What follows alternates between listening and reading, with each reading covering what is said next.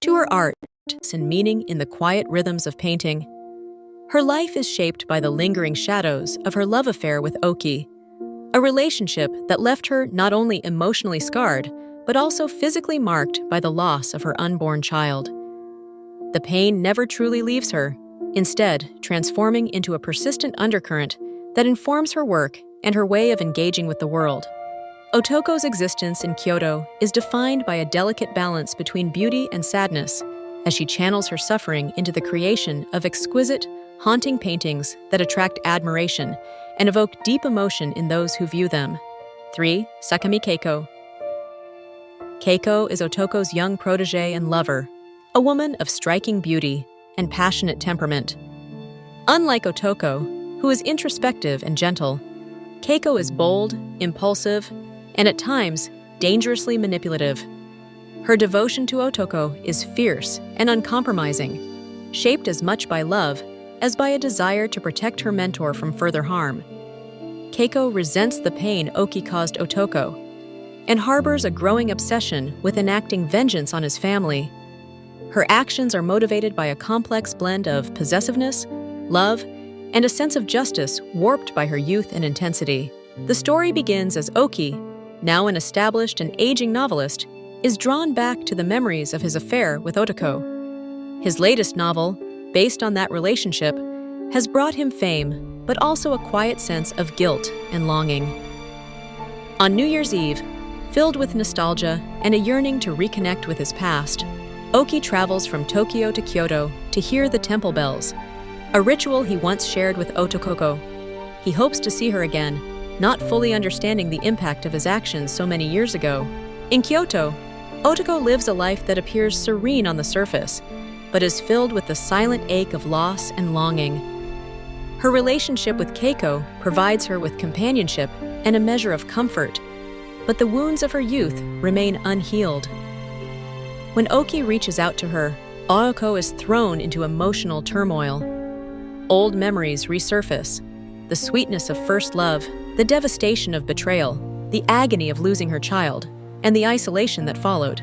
Keiko, fiercely protective of Otoko, perceives Oki's reappearance as a threat. She becomes determined to shield Otoko from further pain, but her methods are far from gentle. Keiko's beauty and cunning become tools in a calculated plan to exact revenge. She seeks out Oki and his family, weaving herself into their lives with a subtle, dangerous intent. Her actions are driven by a desire to make Oki suffer, to force him to confront the consequences of his past, and to expose the cracks in his seemingly contented family life.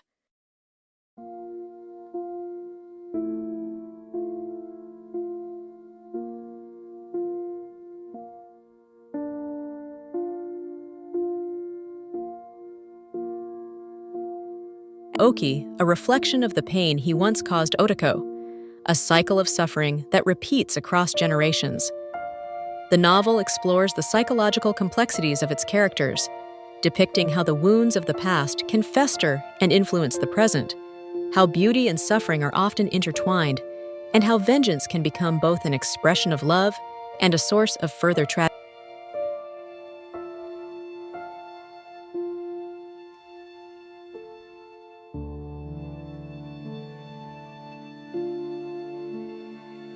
That his actions have left deep scars on others. He is haunted by regret and a sense of impotence, both as a father and as a man who once believed in the absolving power of art. Otoko, caught between her lingering attachment to Oki and her new life with Keiko, embodies the novel's central paradox: that beauty is often born from sorrow, and that the search for meaning in suffering can lead to both artistic transcendence and personal ruin. Keiko, meanwhile, emerges as both an avenger and a victim. Her love for Otoko is genuine, but her methods are destructive, leading her down a path of manipulation and cruelty.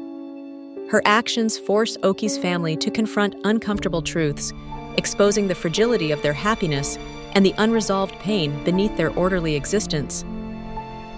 In seeking to avenge Otoko, Keiko becomes ensnared in her own web of emotions, ultimately experiencing the same kind of suffering she hoped to inflict on others. Throughout the novel, Kawabata's prose is delicate and evocative, suffused with a sense of transience and longing. The natural beauty of Kyoto, with its changing seasons and ancient temples, serves as a poignant backdrop for the characters' emotional journeys. The sound of temple bells, the quiet snowfall, and the subtle play of light and shadow all mirror the inner landscapes of Oki, Otoko, and Keiko. Beauty in this world is fleeting, inseparable from sadness, yet it offers a kind of redemption, a way to endure and transcend pain. Ultimately, beauty and sadness is a meditation on the enduring consequences of love and betrayal. It asks whether true forgiveness is possible, whether art can redeem suffering, and whether the pursuit of beauty is worth the risk of heartbreak. The novel's conclusion is ambiguous, leaving the characters poised between hope and despair, their fates shaped by the choices they have made and the emotions they cannot escape. Kawabata's story lingers in the reader's mind, a haunting exploration of how the past shapes the present, how the search for beauty can both heal and wound, and how love, in all its forms, is inextricably bound to sadness.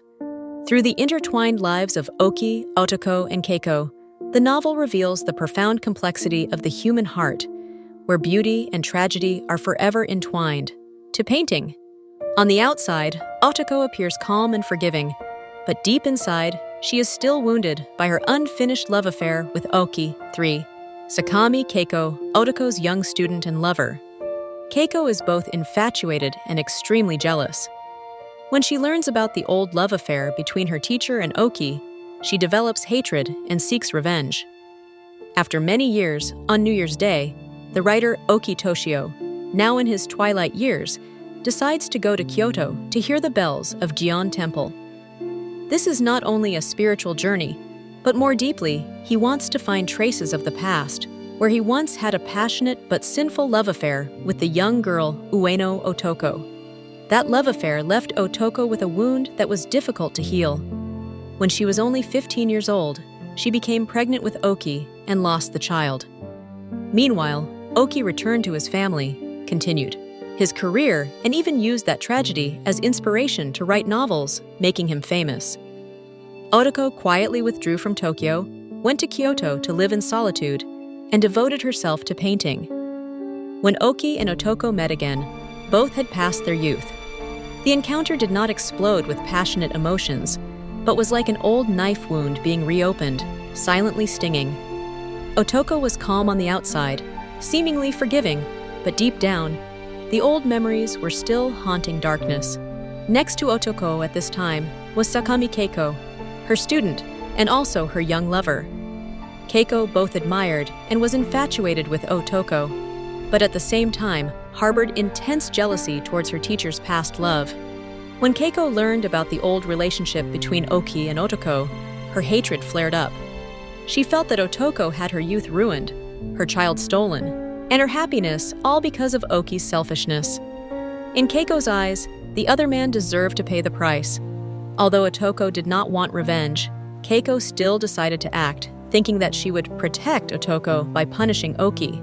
The opportunity came when Keiko approached Taichiro, Oki's son.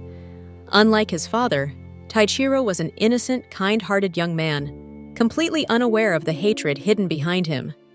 Keiko skillfully seduced him, drawing him into a passionate love affair. For Taichiro, it was a fascinating discovery, but for Keiko, it was just another step in a plan to destroy the Oki family. The intimacy between the two grew, causing Taichiro to sink in without any warning. The climax of the tragedy occurs during a boat trip. Keiko and Taichiro are drifting together on the water. In the midst of a seemingly romantic scene, causes the boat to capsize. Taichiro struggles, but eventually drowns. This act is both cruel revenge and an affirmation of Keiko's dark power, who uses the name of love for Otoko to spread more pain. Taichiro's death not only destroys the Oki family, but also deepens the wound in Otoko's heart. The tragedy of the past repeats itself in the present, like a fateful spiral that cannot be escaped. Oki, Otoko, and Keiko, each caught in the intersection of beauty and sadness, love, youth, art, all of which shine but also lead to tragedy and destruction. International Literary Critics Reviews. One Japan Times. Chris Kosaka, 2017, describes the book as a subtle and elegant analysis of the most turbulent human emotions. Features the writing with mesmerizing imagery and exquisite detail, a hallmark of Japanese aesthetics. Highlights: the work is Kawabata's final,